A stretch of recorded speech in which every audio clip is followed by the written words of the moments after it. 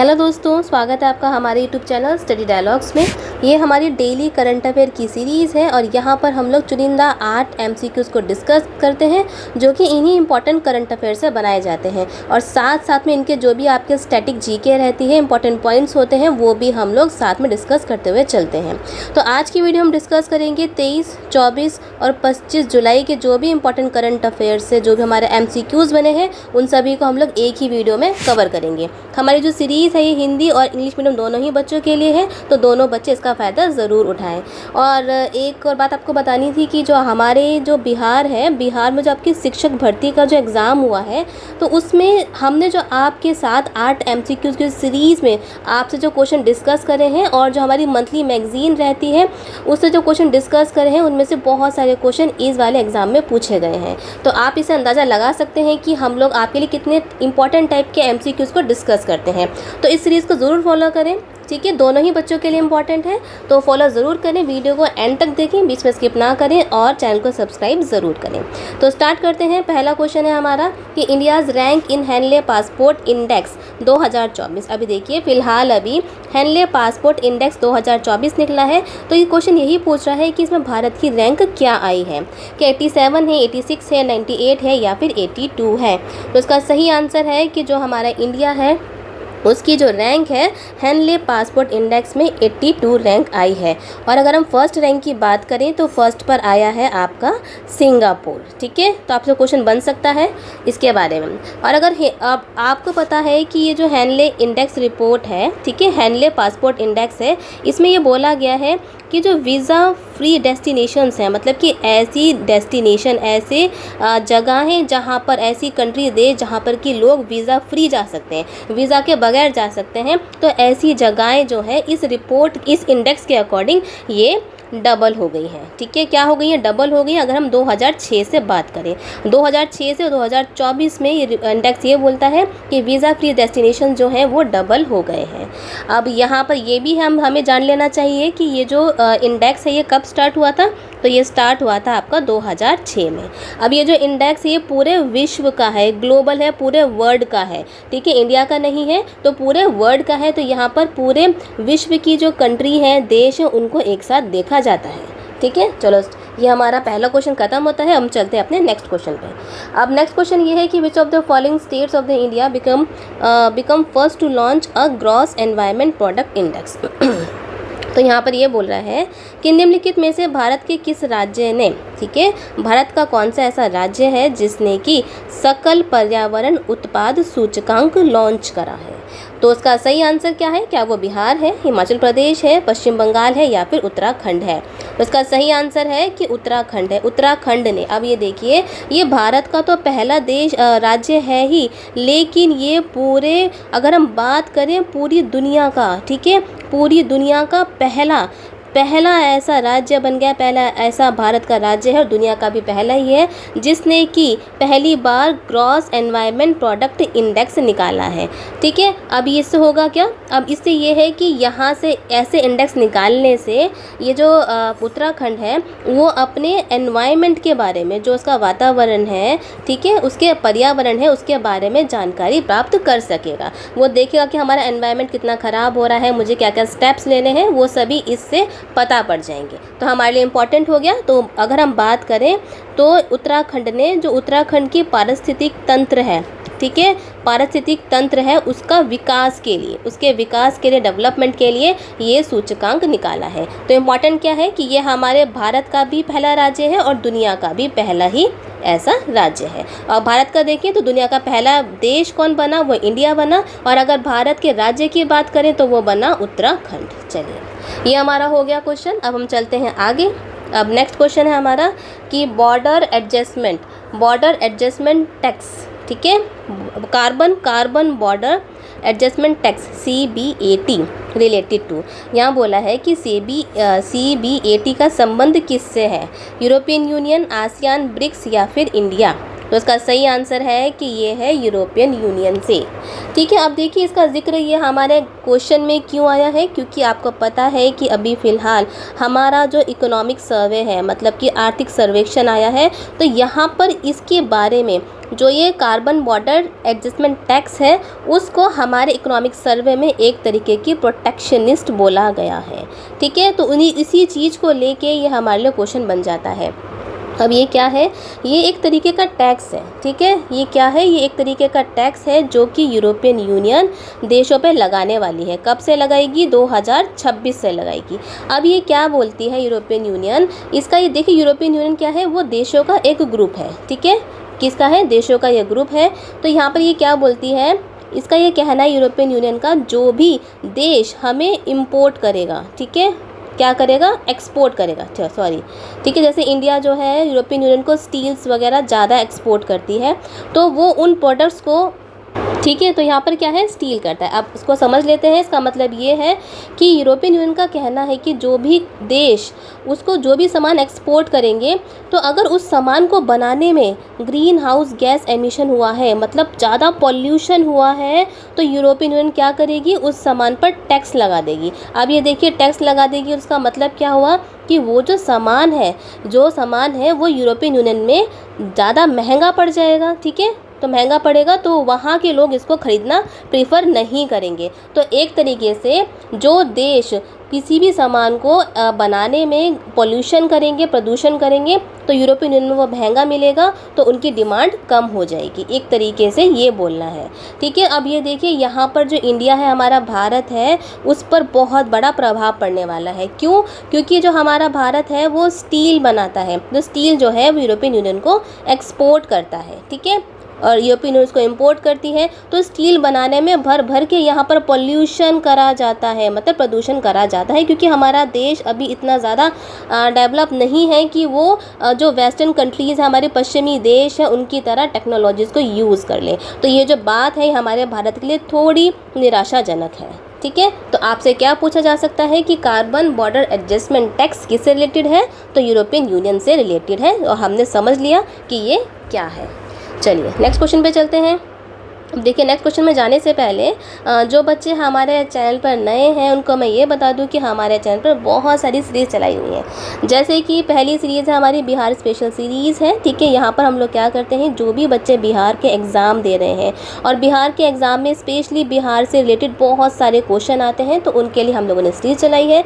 तो पहले में हम लोगों ने क्या कर दिया है कि जो 6 महीने की इंपॉर्टेंट करंट अफेयर्स हैं बिहार के, उसकी जो वीडियो हम लोग अपलोड कर दी है। साथ में इकोनॉमिक सर्वे है बिहार का, उसकी वीडियो अपलोड कर दी है। और जो बिहार की जो हिस्ट्री है, इतिहास को, उसको केवल 3 वीडियोस में हम लोगों ने कवर करा है। और आगे भी हम लोग जैसे कि बिहार की ज्योग्राफी हो गई, पॉलिटी हो गई, ऐसे और भी जो रिलेटेड जो आपके टॉपिक्स रहेंगे बिहार के, वो हम रेगुलरली लेकर आते रहेंगे।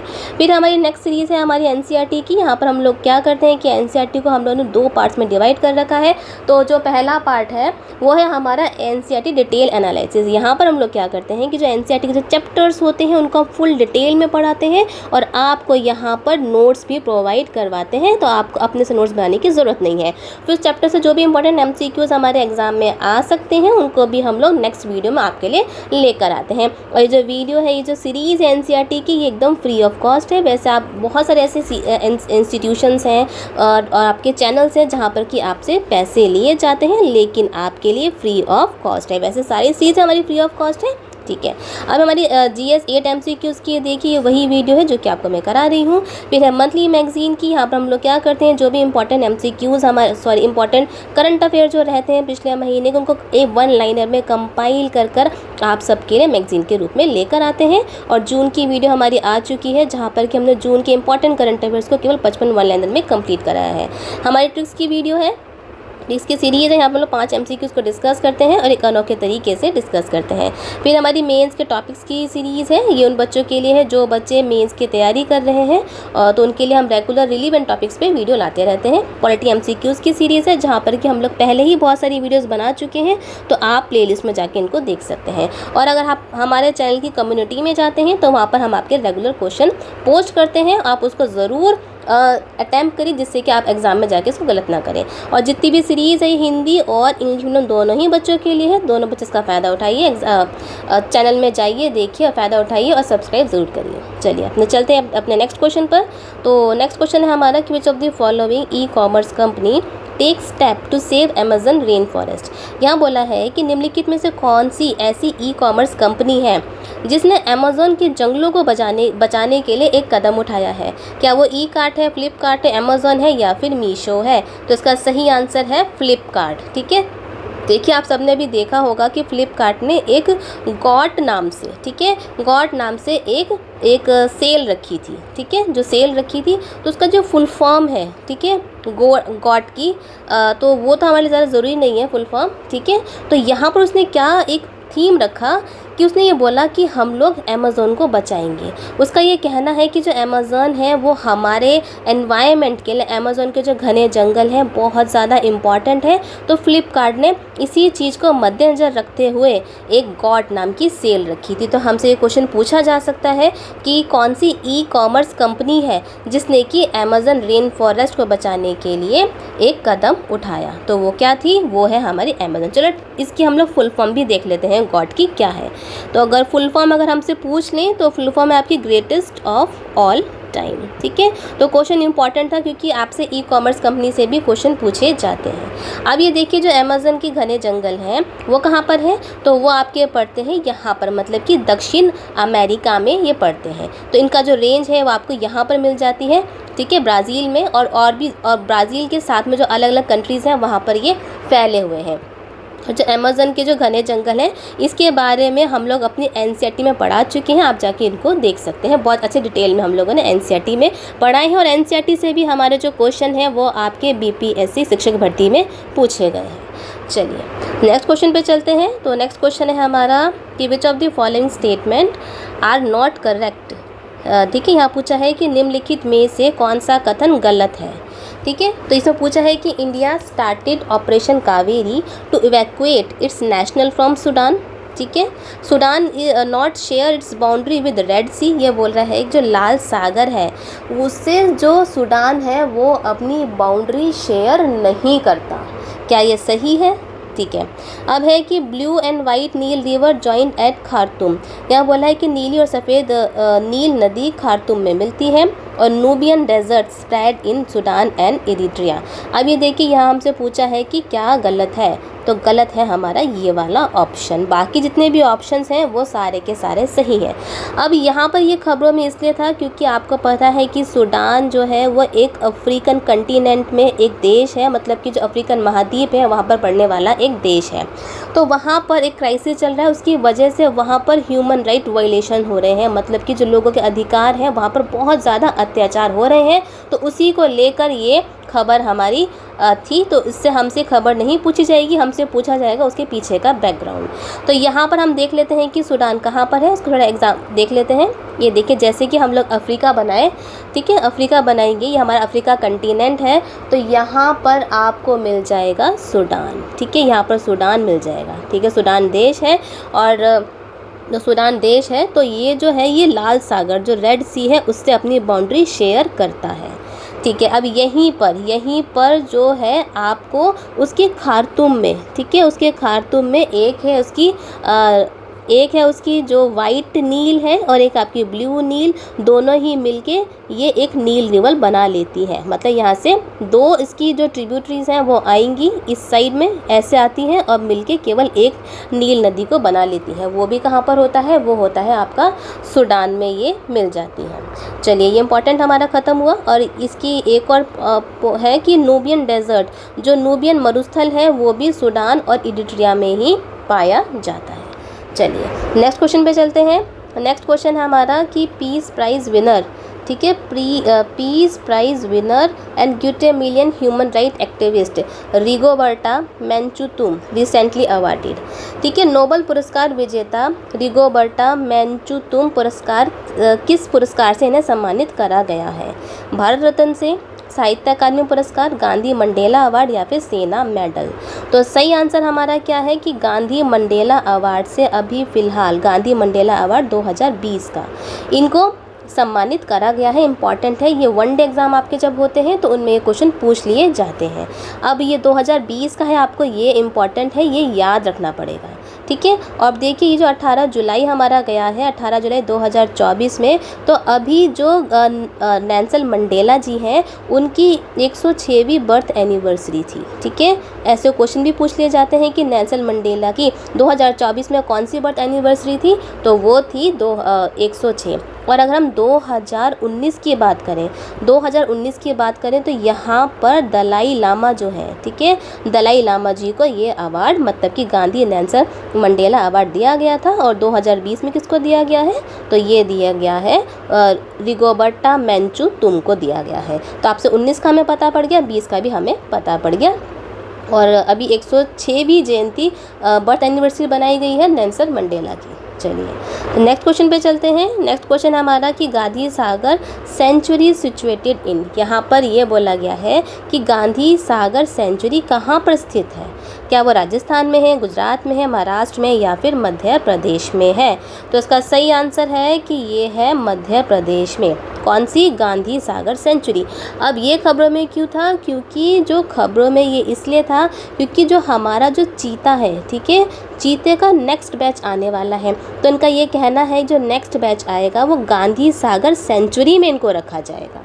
तो ये खबरों में है, इंपॉर्टेंट है, क्योंकि जब चीता हमारे यहाँ पर आया था इंडिया में तो उससे रिलेटेड बहुत सारे क्वेश्चन हमसे पूछे गए थे। तो यहाँ पर हमारा क्वेश्चन क्या बनता है कि गांधी सागर सेंचुरी कहाँ पर है, तो कहाँ पर है, वो है मध्य प्रदेश में। अब इसी को लेकर ये भी बोला जा रहा है कि जो आपका कच्छ रीजन है, ठीक है, जो आपका क्या है, कच्छ रीजन है, ठीक है, कच्छ रीजन में बानी ग्रासलैंड, ठीक है, कौन सा ग्रासलैंड, मतलब कि घास के मैदान है, बानी ग्रासलैंड, ये बोला जा रहा है। हो सकता है कि वहाँ पर भी इन चीतों को रख दिया जाए।